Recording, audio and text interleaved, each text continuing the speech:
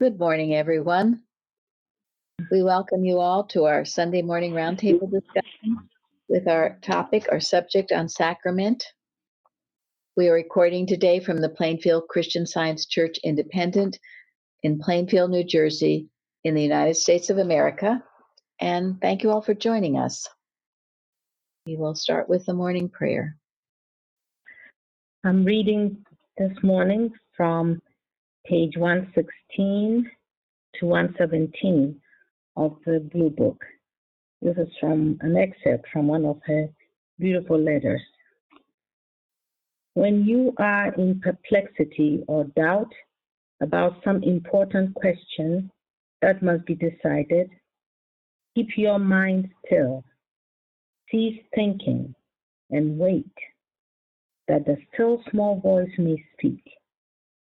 No words may come to you, nevertheless you will have asked your question. Wait. When the moment arrives, the decision you will have. Cultivate the habit of trust by daily repeating, I am led by the Spirit of infinite wisdom.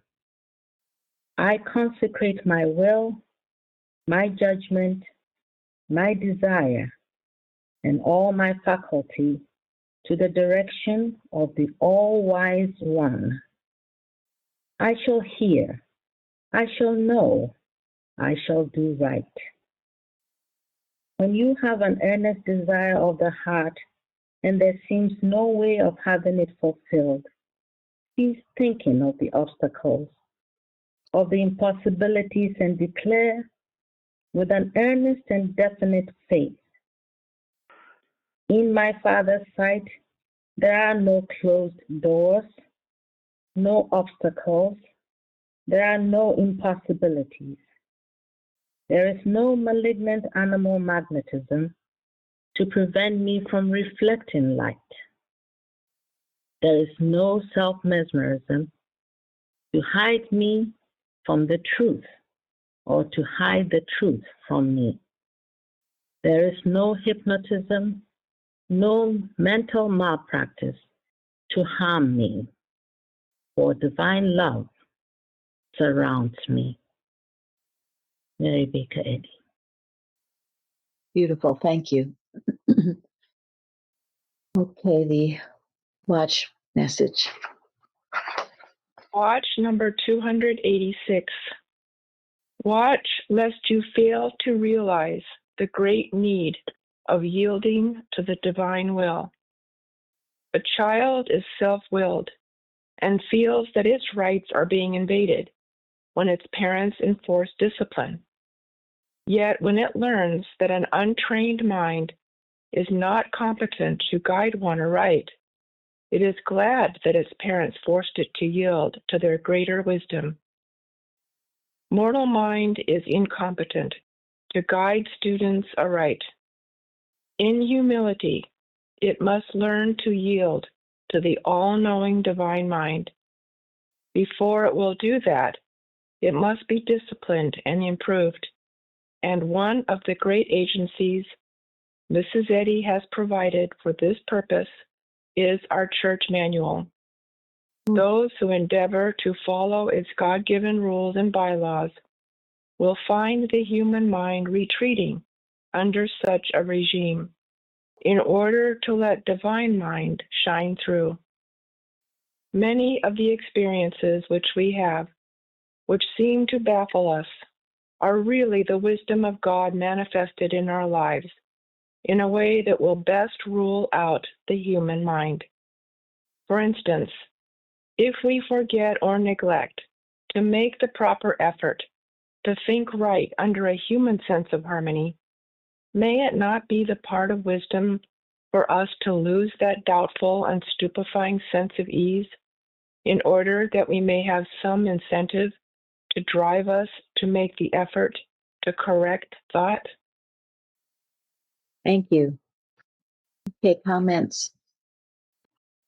Well, it's wonderful how the watch and the letter from Mrs. Eddy really went together, and it's giving into that divine will which is the hard part sometimes, but it's about being quiet and listening, right? And trusting. Yes. He is the all-wise one, so why not wait for him? Absolutely. How long it takes. Mhm. Yeah. And I have found, as Florence read, if you have a decision to make, to get quiet and listen and don't feel pressured or pushed about it. And very often, and somewhere this is said too, if you pose the question at night before you go to sleep, this has happened to me so many times. You wake up and the answer is there.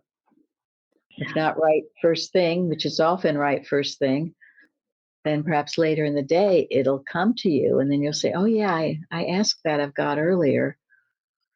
And you always know it's God speaking because it's nothing that you have conjured up yourself. It just comes like a thought gently to your consciousness. And you can, for so many reasons, what if you should move for big reasons, or what your lesson should be on. If you're writing a lesson, there are all kinds of ways. Everything you should ask God the answer, and He will give it to you.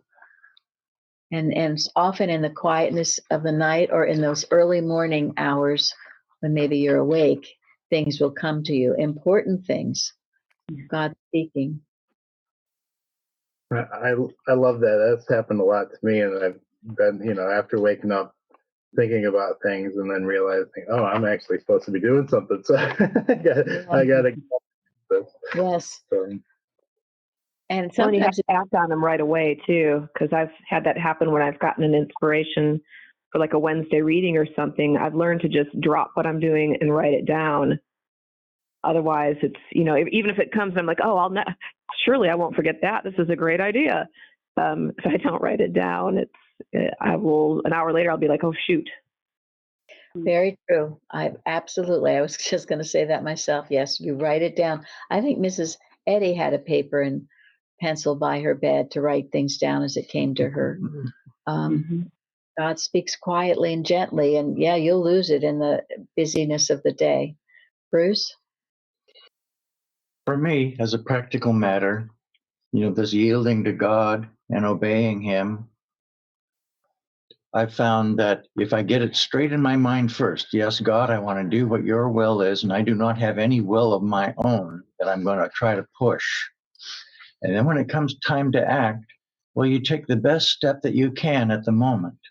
But while you're taking that step, you keep your eyes and ears open for further direction. You don't push it. And if it happens to be wrong, you're ready to turn around and make it right. But if it is right, otherwise you wouldn't have heard it. And another thing that helps me immensely is to try to have my life as orderly as possible. How can God be heard if there's confusion around? It doesn't happen to me. So I make a strong effort to try to get as much order into my life as possible. Makes it much easier to hear that divine calling. one of my favorite quotes from Martha Wilcox is, "Prepared thought is the doorway through which revelation comes." So Wow. you got to be ready. Beautiful. Absolutely true. Thank you. Yes. Yeah. And the orderliness, and that in your mind should be orderly. Not a big jumble of things. You go to bed at night, no, you're mad at this one, and what happened? I didn't finish this job, and you're just a big jumble. Then it's hard to think clearly. But that's why we keep our gratitude journal and make sure we're not angry with anyone, that there's no resentment, that you've decided that someone was irritating you during the day. You can't allow those things. Your slate must be clear so God can write on that clear slate and give you His instruction and guidance. If you find yourself getting in a jumble, then you've got to stop and unwind those snarls. You can't just push your way through it. Make sure Humility is that I mentioned here, in humility, it must learn to yield to the all-knowing divine mind. So it takes humility as the door. But if that's not there, it does close thought to what you could otherwise be hearing. But if you're not willing to humble yourself before him, then Yes. If you're already full, why are you here? Why are you asking? yeah.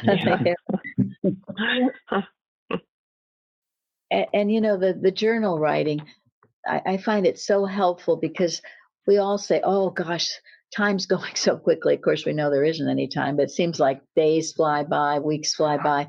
But when you journal, when you write down really and reflect on your day and think about what you're grateful for, it cements it in your thinking. It slows everything down so you're in the present and being grateful for this moment, this time, what God has given you. Sometimes, you know, I just write down the statements of truth I've liked or used. Sometimes I'm always write what I'm grateful for, but there are many things to write about, and you'll be surprised how very helpful that journal is later in life when you Go back and read it. you go back and read it. Especially if you have a particularly hard day. Yeah, See all the good. you see all the good that was actually going on, even though it seemed difficult. There was a beautiful article. Maybe I didn't bring it today, but anyway, that Carrie sent. It was about God's will, and to me, what it was so beautiful because it was basically saying, you know, it's God's will that you have health. It's God's will that you are happy. It's God's will that you see clearly. God's will is good. Somewhere we get in there where I think we think, you know, for some reason, oh no, God is going to make me do this. This is going to be just terrible. Never the case. Even if you think that, excuse me, or when you think that, it's always going to turn out well because God's will is good. I mean, certainly you can see with Christ Jesus submitting to that will and of the crucifixion, bowing his head, not my will, but thy will be done, Father. It seemed like the worst thing in the world, but the outcome of it and how that outcome has lived and blessed so many for centuries. So you must approach God's will as something good, not something you're dreading or that you're fighting, that you really want your own will. And this lesson is certainly about will and human will and the disastrous results of it. I've been really learning too that he gives you what you need. You can do it. Yes. Not just And I always say to myself, if God doesn't want it, I sure don't want it. right. It's a good thing to go by, yes. Well, and that, faith. No, go ahead, Gary. well, I was going to say, and the reason why that is important is because of who you are. You are the manifestation of God. So if God doesn't want it, how could you even think about wanting it, right? If you're in your right mind. Right. If you think you want it and God doesn't want it, well, then you're not in your right mind. And you're not being God's image and likeness. You're being a mistake. Mhm. And that's no good. Yeah, I mean, people can get so wound up in what they think they want. And maybe it's because it's what their neighbor has or what I don't know, just something that's driving them. It's not God's plan. And you get in a terrible tangle when you do that. Terrible. And then you've got to spend time, Mrs. Eddy says, retracing your steps because you did that. You weren't true to yourself. You weren't true to God. You weren't true to what is real. Especially if you look back in your life to things that you wanted but didn't get, and then later on it seems like a foolish thing. Like, I'm not even sure why I wanted that.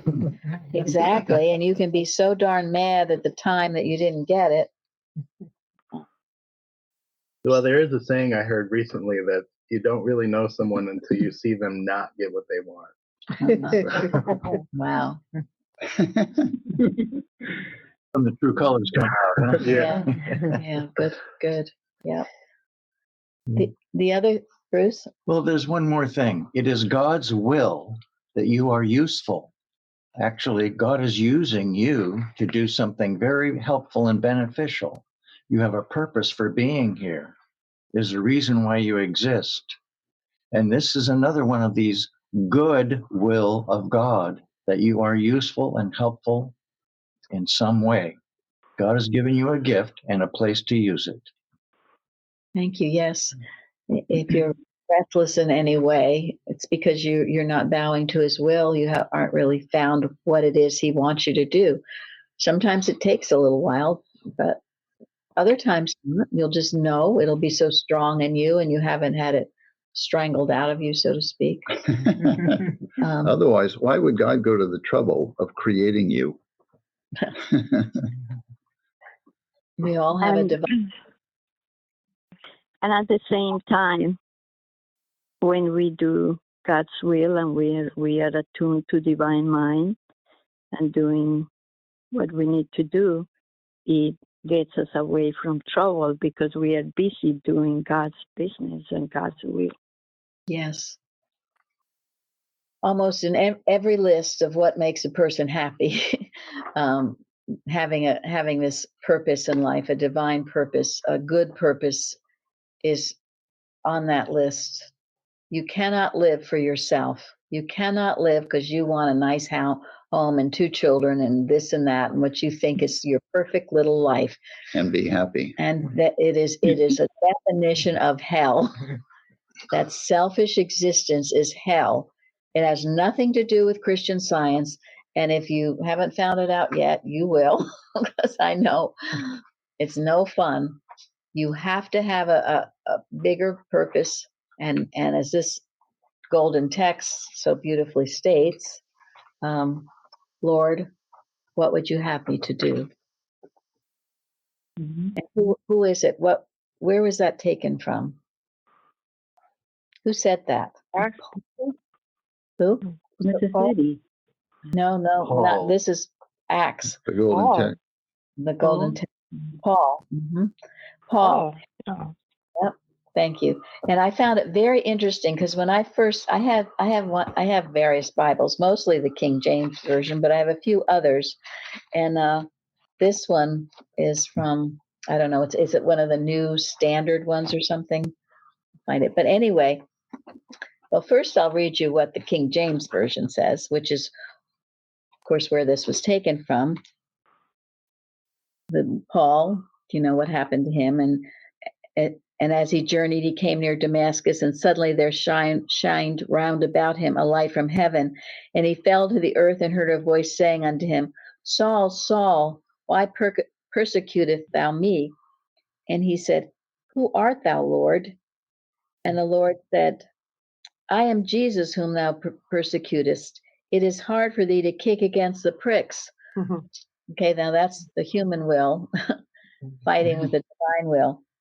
And he trembling and astonished said, Lord, what wilt thou have me to do? And then the Lord told him. Now in this newer version, it says, and he said, Paul said, Who are you, Lord? And he said, I am Jesus whom you are persecuting. But get up and enter the city, and it will be told to you what you must do. It skips over a very important part, doesn't it? What? If Paul asked him. Yes. It skips over the golden text. And that's how I found out, because I wanted to see the context of that statement. And I looked it up in this new version of the Bible, and it wasn't there. I said, how could that be? It's not there. It was a mistake made? No, it wasn't a mistake. It wasn't the King James version that I was looking at.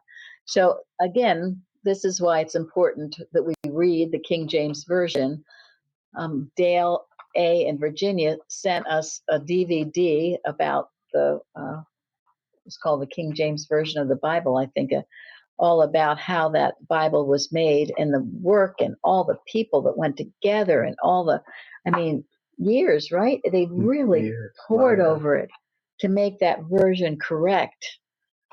There's a reason why Mrs. Eddy picked it out. Bruce? Well, the writing of the King James Version is actually a very holy activity. It went in excess of 20 years to put it together. But King James, one of the few good things that he did, he took the two opposing and contesting parties and got them together and said, if it's going to go into the Bible, the two of you both have got to agree that it belongs there. So these people that wanted to put forth their own will had to release both of it, had to release it all and find out what was really true and genuine and what was in the original codex that they used as a source. Two opposing parties couldn't put forth their own will. They had to agree, yes, this is what was stated, and therefore this was included. Thank you. Mm-hmm. Very important. It's quite a wonderful DVD. I was very grateful to see what was done. No, it's a great story, how it was actually written. Yeah. Yeah, and all we have to do is pick it up and read it. So. I know. After all that. Now, something else in this watching point I found interesting. It said that Mrs. Eddy is provided for this purpose, and that's to guide students aright, right? And ability must yield to the all-knowing divine mind. Before it will do that, it must be disciplined and improved. And one of the great agencies for that was what? Manual. The manual. 88, not 89. Didn't say Science and Health or ProSworks. It said the manual with another list of things to read. I mean, I have read the manual, but not a lot, and really not recently. And so I had to go back and look. Yeah, she's telling us all kinds of things what to do. Certainly, the 3 daily duties are in the manual, and that we work with daily, because that's what they are, daily duties, and they're for our guidance. And the manual was written by her in the same way that she wrote Science and Health. Yes. In other words, God told her what to write. And that is why the manual is as divinely inspired as our textbook. And to violate the manual is to violate God's will. And that's why we use the 88th edition. 88. That's right. Because the moment she passed on, they took the 89th and changed it subtly, but changed it. So the board of directors would get total control over everything. Which is not God's will, obviously. Yeah. See how that worked out. So it's also mentioned in Revelation, the manual, Science and Health, and the manual is mentioned in Revelation. So that's what also told me you don't dare mess with this. Would you give me the reference? I don't have it at the moment, but when it talks about the rod, but there is a reference to it in Revelation. Yes, I will find it and give it to you. Okay, good. All right. Thank well, you. Yeah. And so it's well to go over it and think about the things we're instructed to do. A lot of it we were to do while Mrs. Eddy is here, right? You couldn't do things unless she was here. Of course, that was totally ignored. But it was interesting too, this one, obnoxious books. A member of this church shall not patronize a publishing house or bookstore that has for sale obnoxious books. Now, how would you make that relevant today, or more relevant? They're selling the Peel books. True, absolutely. all of this obnoxious books about Christian Science. Well, I had a friend who felt that the Science and Health shouldn't be sold in bookstores that at the same time was selling books that were unsavory, so to speak, or magazines. It shouldn't be sold in the same bookstore. And there was a lot of discussion at our branch church about this. It was sort of, but if you don't have the alternative or another, if they're, I don't know, it was very difficult to get through that, because we want the Science and Health to go out to everybody, be available, but every bookstore, if there are any left these days, would have obnoxious books. So that means we couldn't put Science and Health in these bookstores, so I don't know. It was something that, as a branch church member, we were discussing.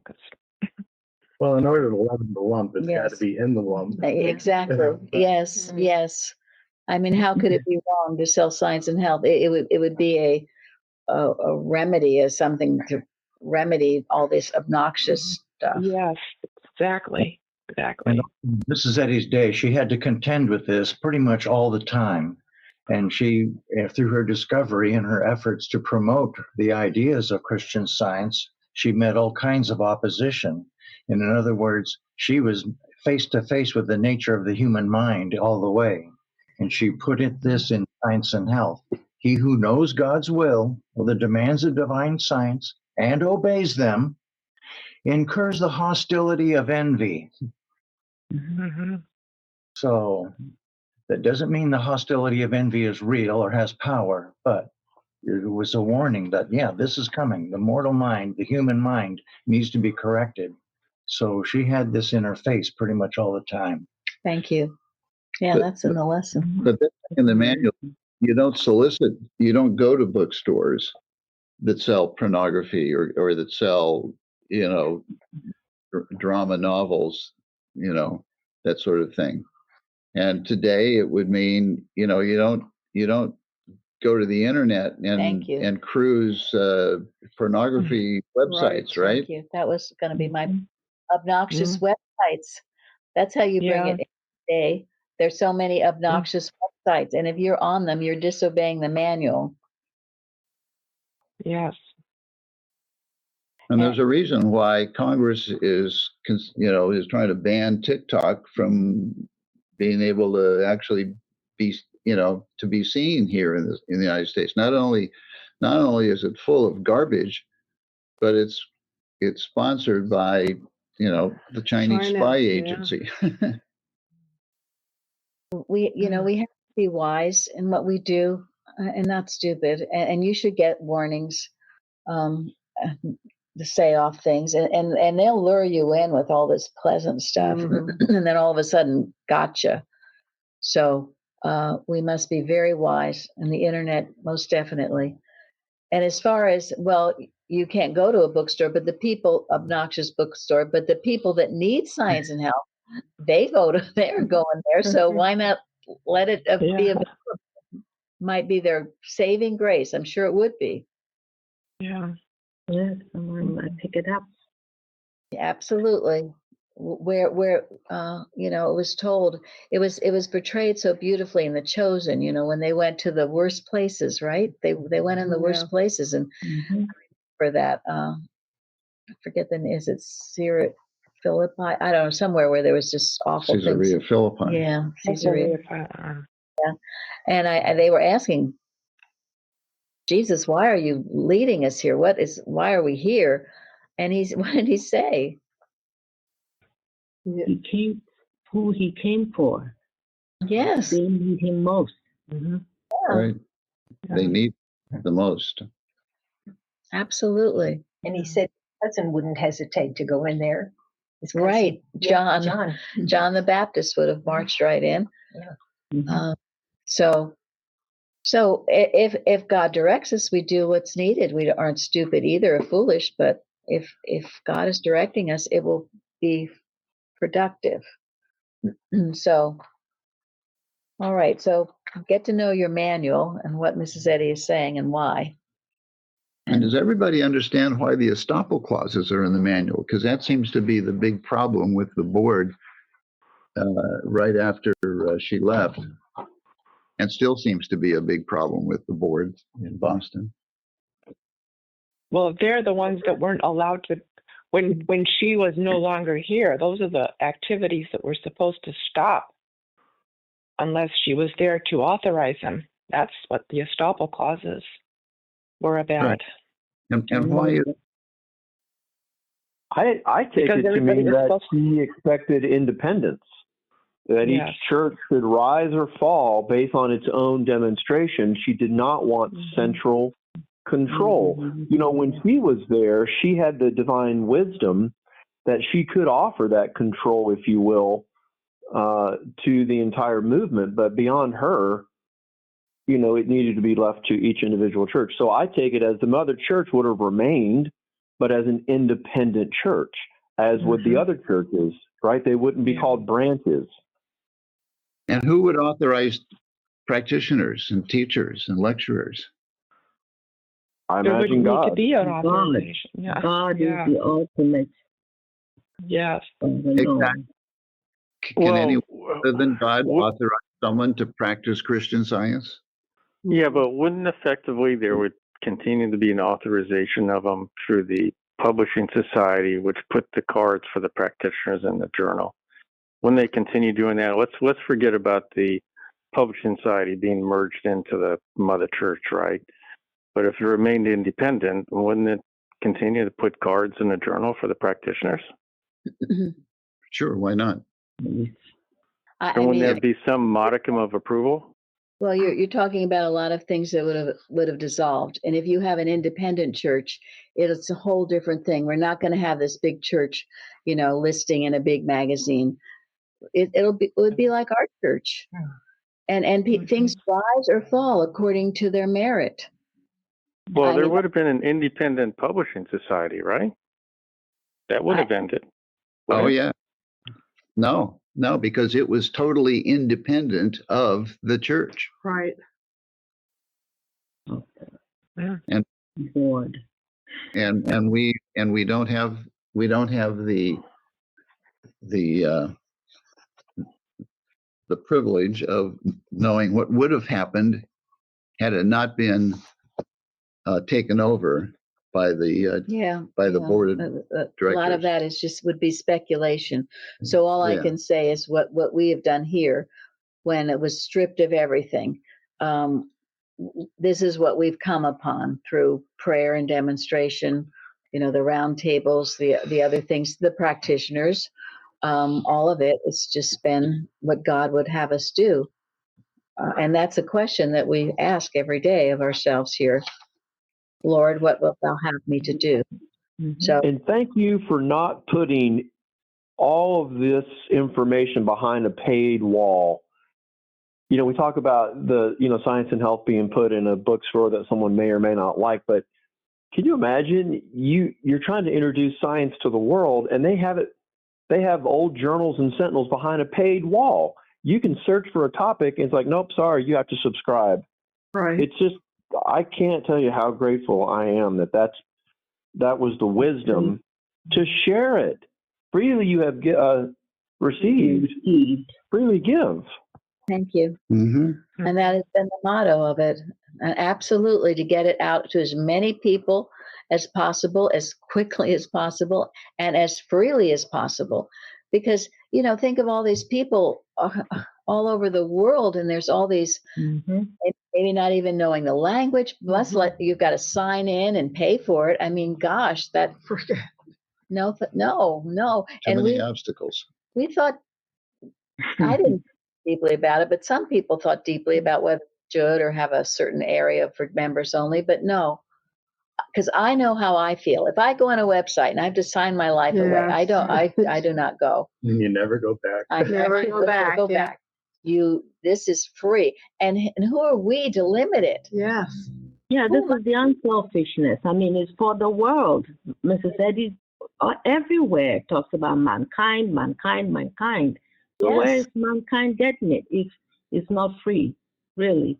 And it doesn't belong to us. It doesn't belong to us. Who are we to limit it? It would be horrible. And Jesus didn't say, "Oh, the money changers have a place." He did. That's true. He did not. Thank you. He didn't. So thank you, Tony. I'm glad. And we've had many people say that.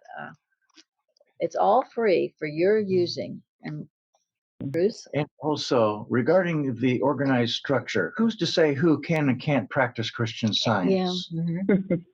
Betty told us that her successor was spiritualized man. Mm. She didn't identify a person by name. She said, it is spiritualized man. That is her successor. And Jesus said, "You'll know them by their works." There you go. Yeah, and so did Mrs. Eddy. She says Christianity is more about the works than the words. Mm-hmm. The people will prove where they are, and people will see where someone is by what they do or they don't do. Mm-hmm. Mm-hmm. And you'll rise. We were told here about being in the practice. You don't go into the practice gets into you. And anytime I hear of anybody who wants to be in the practice or even wants to be a reader, it's like all these red flags go up to me. You don't want that. You don't seek it. It comes to you. It comes after a long period of test and trial. I like sometimes in the winter months, I watch Lord of the Rings. Okay. I was telling Gary. Anyway, who was given? So there's this ring. And if you get this ring, you're given all this power. And of course, everybody wants it and all these evil people want it. So who does this ring get entrusted to destroy? Those of you who know the story. The tiniest person who doesn't really want to use it. The least capable. Yes, the little hobbit who doesn't want it, who considers it a burden. He just, and it's so hard, and everything tries, all these so-called powers try to get that ring from him, and he does his job. And there's some good things in that movie that I like about that, and how, he was entrusted with it. That's what the White Wizard tells him. And it was this little hobbit who did it. Nobody else could, and everyone was tempted to steal it from him. And you could always tell the good people, because there were a few good people who truly helped him on his quest, who, even though they were tempted to steal it, they didn't. They knew they couldn't. No. They knew that it would be wrong. Yes, and they also didn't want it, because with these, you think you want to be a reader, you think you want to be a practitioner, you think this, you think that. You have no idea what you're talking about. Just like with Jesus when John and James said, hey, listen, would you mind if we sit at your right hand when we, and make our mother really happy? And Jesus was so distraught because he knew that they didn't know what they were asking for. Yeah. Jesus didn't ask the job that he was given. They're doing good. He didn't ask for it. He was sent. He was sent, and he was obedient. And he had no worldly ambition whatsoever. And so it is, and so it will be. And there's also it's called the King's Speech. I don't know if those of you who saw it, but it was about King George. I forget which number he was, but he had a bad stammer. Somebody came and helped him, and in that movie, it was shown that this guy had no credentials, right? Right. Yeah. Whenever he called him doctor, right? Yep. He had no credentials, and he was the only one that could help him. So here again, how do you know who's going to be good in the practice? You get fitted for it in ways, and it isn't anything you seek. You have to, I don't know, it's a series of things that happen, and then you're prepared for it. So yes, that always struck me, and my understanding that in real life that actual man who did this to help the king in this King's Speech was a Christian Scientist. Yeah. Yes. Yeah. No. They don't make that known. No, they do not. No, you're right. You do not know. But if you research it, he was. And so how did he do it? It was this understanding of God and the Christ. So And it's compassion. His compassion. his compassion. He saw the king correctly. I believe the king was Elizabeth's Father. father. It was Elizabeth's father. Yes. Mhm. Yeah. I was going to. Can I go? I was going to bring before about when we were talking about Christianity, that wonderful quote from Mary Baker Eddy that says, "You have it as you live it." Yes. Yes. That's the whole, how much you're living it. And she also wrote somewhere, and I'm paraphrasing, that the life you live may be the only sermon that some people ever hear. Yeah. That's right. Yes. So that's why, and you know, when you're out in the world, and I know people are watching you, your grandchildren, people you know, people you don't know. They're watching to see, well, how much of this is she or he living. Many have been so turned off because they see the churches and then they see the biggest hypocrites there could possibly be. So they don't want to have anything to do with it. Yeah, that's why I thought I was atheist for a long time. Heck with church people. Yes. Exactly. I think the children we have to be careful of the children. They watch everything. You might think they don't, but they do. Oh, they sure do. They tell you some things that you never thought they even observed. Yeah. Absolutely. Our teacher told us, you represent the cause of Christian Science. And that's why I wear a suit to church. Thank you. And it That's stuck right, with Craig. me years ago. 50 years ago or 45? I know. In those days, I'm telling you, we all came dressed up. Yeah. And even the children, everybody was dressed up because you represented Christian Science. And if you look at the old time workers, pictures of them, you know, Big Bill Young and Kimball, they had their hats, their jackets, and their ties. Now, this is a no judgment because I know things have changed a lot, but I personally get dressed up. I'm like Craig. It was rather instilled in me. But I don't judge anybody else. You can dress however you like. Mainly, we want you to come to church. If we told the children these days they had to get all dressed up, especially the little boys, we wouldn't see anybody. So, True. So yeah. But I guess one other point was when we were ushers around the church at the various entrances, or at least two, and we were told basically like, you be friendly to the community. And at the time, people would drive through the town, and we would, wave and feel friendly and look well kept. That's right. Thank you. Two things you're really good at. Yeah, Craig is Yes, you are. our example. He's our great example. It's fun. Everyone feels his love and his caring, compassion, and yes. Yep. Because then when they pass our church, they'll say, wow, that looks like a friendly church, rather than all closed off and all of that. So it's love that attracts. It's love that heals. It's love. It's always love. Love is life. Love alone is life.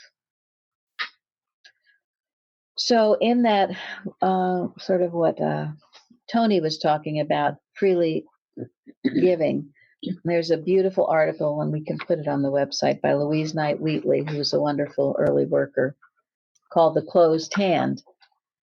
And she writes about an article that was in the Sentinel, and this is from 1911, which said, the closed hand cannot receive. And it's a simple statement, but you think about it. When your hand is closed and it's all about me, it's not open to receive as well.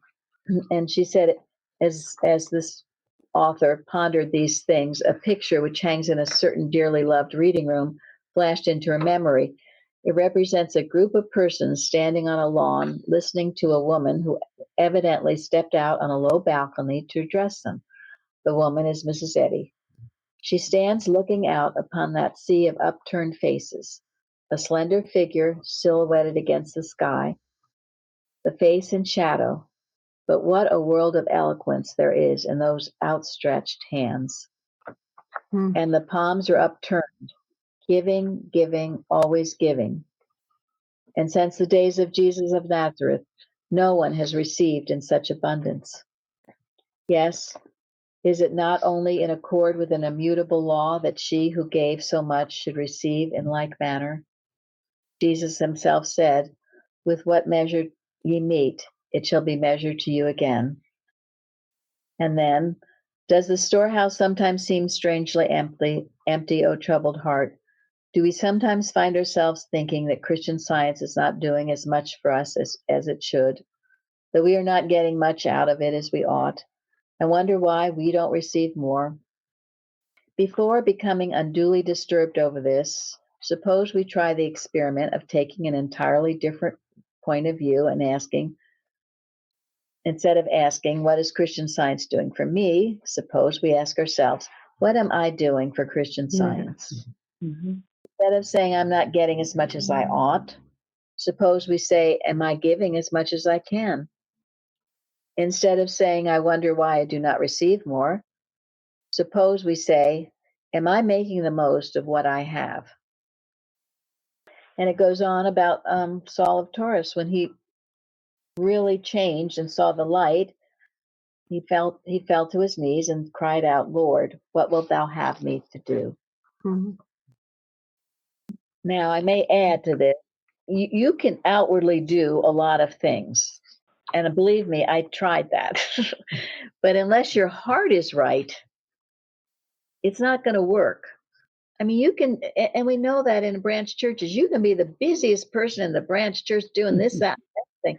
But if secretly you're harboring things that you shouldn't be, and you're not obeying the golden rule or the Sermon on the Mount or the 10 Commandments, it's not going to work. It's your whole self that must be. Your whole self. You can't fool God. So it's the outer deeds, doing this work for God is very important. But it's not the end of it. Your heart must be right with God as well. And another article brings out, you don't have to be in the practice to do this. You are in the practice. If you name the name of Christian Science, it doesn't matter. You can not be a church member. You don't even have to go to a church or go to know of Christian Science. If your heart is right with God, there we are. Isn't that true? Yeah, the pure in heart see God.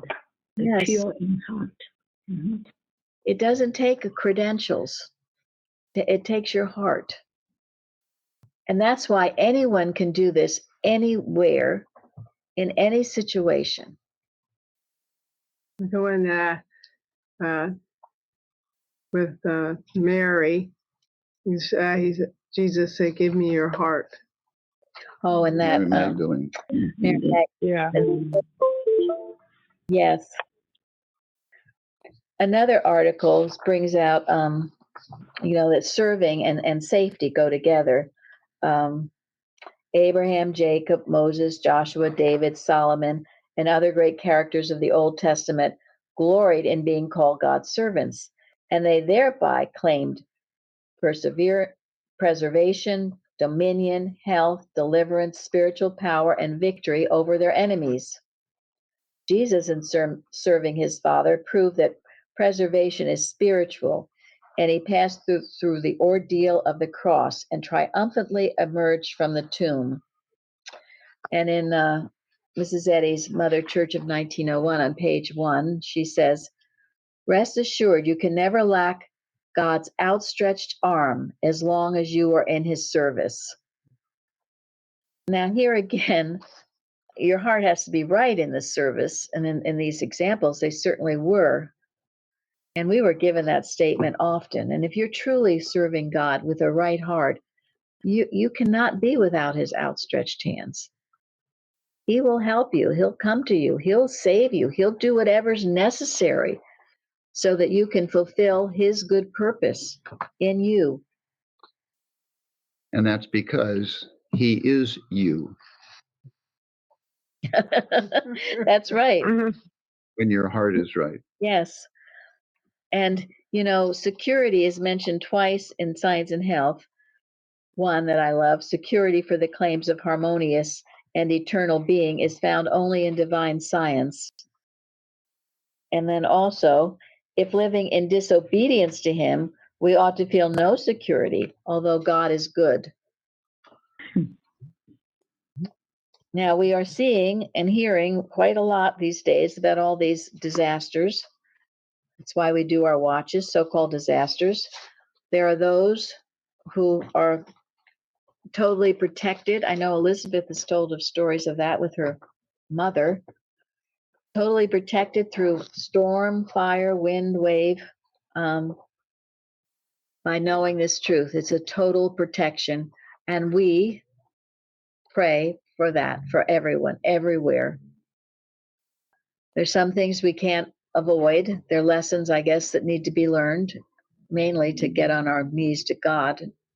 Once we do that, we are in safe ground. We are secure upon this rock. I thought it was interesting this week in the lesson. Moses prayed unto God, the Lord, and the fire was quenched. Yeah.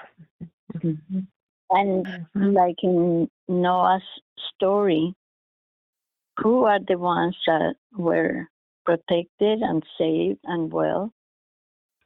The ones that listen and obey divine mind. Exactly. Thank you. Yes.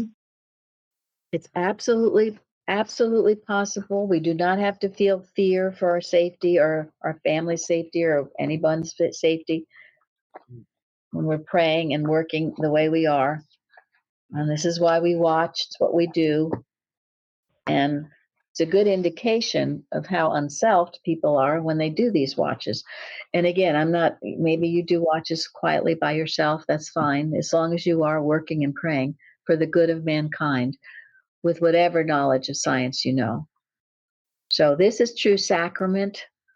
This is what it really means. I had some of you sent me beautiful things, which we didn't read, but another time.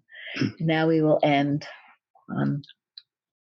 This is an article entitled True Service by Albert Gilmore from the 1926 Sentinel. And he writes, and this is an editorial in the Sentinel. He writes, the desire to serve humanity, which is daily becoming more prevalent, is a commendable sign of the times. It springs from a generous wish to assist in alleviating the miseries of mankind, to have some part in bringing in a better day. All too frequently, men engage in the activities of life merely for self-advancement, for the purpose of gaining something for themselves, to satisfy some selfish ambition, to succeed for the sake of success. That there is a great awakening in this direction throughout the civilized world is manifest on every hand. The thousands of organized philanthropies, each of which has the purpose to minister to some specific need of humanity, are splendid examples of the operation of good in human consciousness. But in order that such activities may reach their highest possibility, that is, that they may render true service, their purposes must have their source in the same spirit of Christ, which animated the founder of Christianity. They should learn the application of Jesus' words to his disciples on the occasion of the Lord's Supper, quote, he that is greatest among you, let him be as the younger, and he that is chief as he that doth serve, end quote. Whoever would truly succeed, then, must win his way through service, through ministering to his fellow men. For truly, to serve men is to serve God, and conversely, service to God is service to mankind. How may we truly serve? The first requisite is right thinking. If our thoughts are right, our deeds are sure to be righteous.